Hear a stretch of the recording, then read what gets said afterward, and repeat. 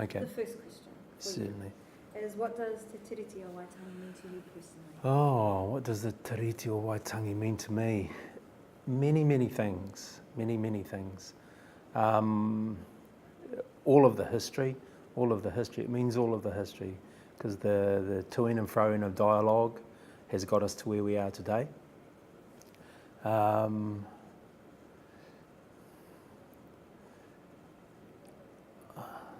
I've thought about this question ever since I got the invitation, and I really struggle to answer this question because it's a feeling, it's an emotion, it's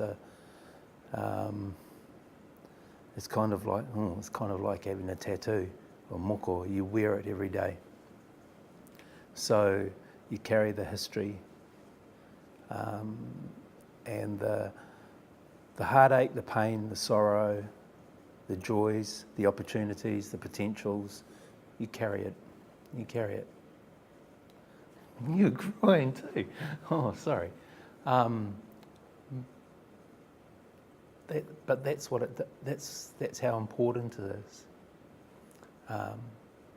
Yeah. So I know what your next question is going to be, and maybe I'll just ask it for you. Is if somebody said that the treaty wasn't important, I would probably have to walk away from the question, because if you have to make a comment like that, then you haven't looked at the information, irrespective of whether you're brown, white, yellow, green, blue. You haven't looked at the information, you haven't looked at the history, you haven't had a discussion, and if you have, you haven't had that discussion with all the right people. How do you honour Te Tiriti in your everyday life, with your whānau and with your mahi? With my mahi, with work like what's behind me. I honour the Tiriti o Waitangi on a daily basis by acknowledging all people, living by the kaupapa that I grew up with through being of Pariaka, and having that as a cloak that's constantly around me. It allows me to put aside aggravation and not saying that I'm perfect, because I'm not, but it allows me, it helps me, it reminds me about who I am and where I come from and how important it is to be the very best that I possibly can be. And that's taken a long time for me to learn what that might be and how I might do that. So what do I do on a daily basis and with my whānau? I constantly remind myself about who I am and where I come from. If you consider friendship a great friendship, do you have a recipe for a great friendship? Oh, I don't know if I have a recipe. I have some methods. But integrity, I guess. Being in the moment with the person or the people that you need to be friends with or that you are friends with. Being selfless in those moments so that you can be all ears without being an opinion, unless of course they're asking for opinion. So being able to hear, being calm is important to being a good friend. Honesty, of course, is absolutely imperative. Oh, there's so many adjectives you could throw out there, aren't there? But really about friendship kind of depends on you being a good person in the first place, doesn't it? So you kind of attract people of alike, and so if you're doing a good job at being a good person, then it's pretty easy to attract good friends. in saying that there's plenty of bad people out there who can hone in on your, what they might call weaknesses of kindness, etc. Yeah, so there's no one good recipe, I don't think, to being a good friend. Yeah. So that's sort of the end of those questions. I just wondered if there's anything that you wanted to add that you felt that you'd like to share in this moment. Jeebus, how long's the tape? I'd just like to say thank you very much for giving me the opportunity to have this korero with you, to honour the day,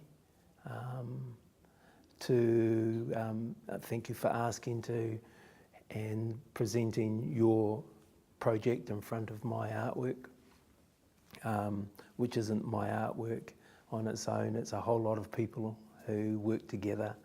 So that artwork's a sign of friendship. I'm just very grateful for the opportunity. Yeah, it's a shame you haven't got lots more questions to ask.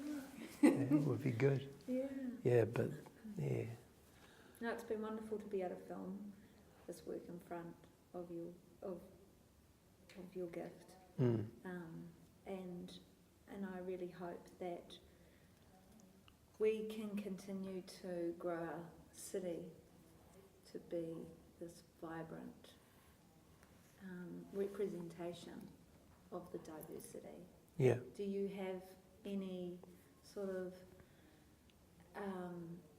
aspirations for the city as a collection of artists, of musicians, of people from all sorts of different backgrounds, or is there anything that you can...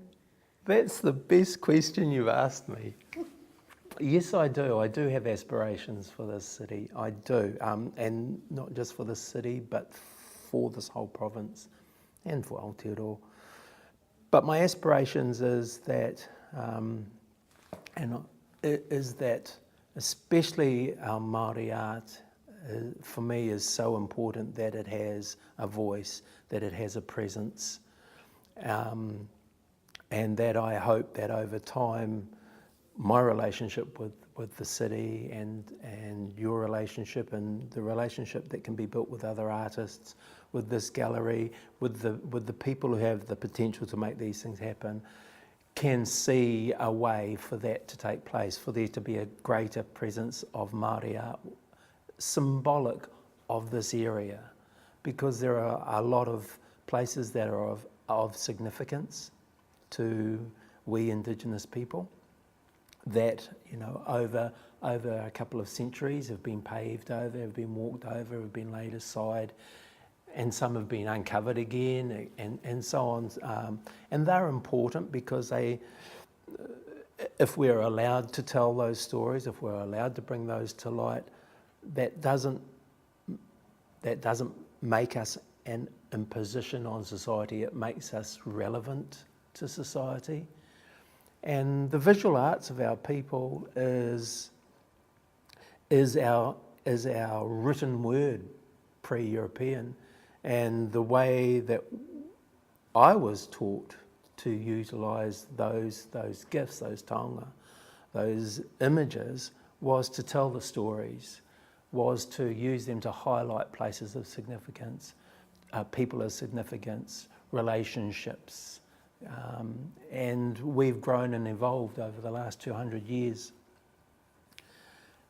as a people, as a nation, and our art has to be part of that process.